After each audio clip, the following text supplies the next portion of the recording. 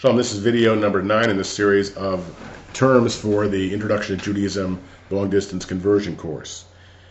These cover Sukkot, Hannukah, Tu B'Shvat, and Purim.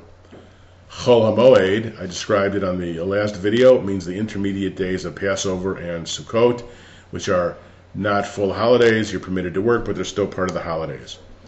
Regalim means the foot festivals, and there are 3 according to the Torah. When in ancient times our ancestors had to go to Jerusalem, that was Passover, Shavuot, and Sukkot. Sukkot is the festival that begins just a few days after Yom Kippur.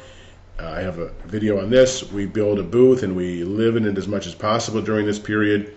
We also have agricultural products of lulav and etrog, and we celebrate it in a great festival time of thanksgiving and gratitude for the harvest. A sukkah is actually a booth that we construct for this period out of wood or cloth. You can order them online now, and you use it as a celebration, and you eat meals in it and try and sleep in it in remembrance of our exodus from Egypt and our wandering in the desert. Etrog is a citron fruit, like a lemon. That's one of the main ritual aspects that we use on the holiday of Sukkot.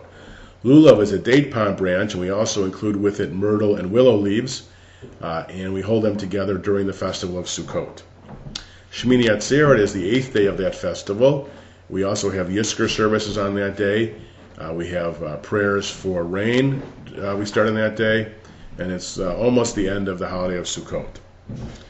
Hanukkah, I have several videos on Hanukkah. It's a festival we have in celebration of recapturing our sacred temple from the Greeks when they tried to, they really desecrated it. We drove them out of Israel and had sovereignty for 100 years in Israel from 165 BCE on. Hannukah is the main ritual symbol of Hanukkah, a 9-candle candelabra. We light 1 candle every day for 8 days with the 1 candle, which is a helper candle. Shamas is the name of the helper candle that we use to light the Hannukah. Pirsum Hanes means to publicize the miracle. You should put your menorah in the front window to let everybody know of the miracle of the oil.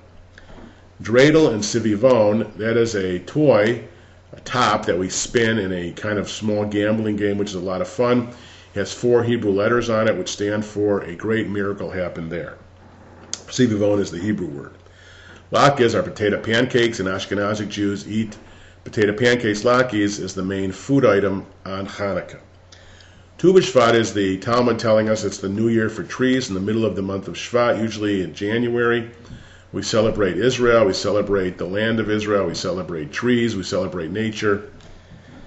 Purim is a festival in spring where we read the book of Esther. We wear costumes, have a lot of fun. It tells a very serious story about the near genocide of the Jews in Persia, but of the ultimate victory and the joy and celebration. Megillah is means scroll, and there are 5 of them in the Bible. The main one we use that term for is the scroll of Esther we read on Purim. Tanit Esther is the day before Purim, and that's a half-fast day where we express solidarity with Esther, who had to face the tough decision of going to her husband, the king, in a dangerous move to ask for a renunciation of the edict against killing the Jews, and to tell him that it was actually Haman, his right-hand man, who was the anti-Semite. Matanot L'Avyonim, one of the customs of Purim of giving gifts to the poor. Mishloach Manot, another custom of Purim of giving gifts to your friends. Hamantashen Oznei Haman, the word for the special delicacy we associate most closely with Purim, of a triangle pastry filled with goodies, prunes or jam, that we eat in celebration of the festival.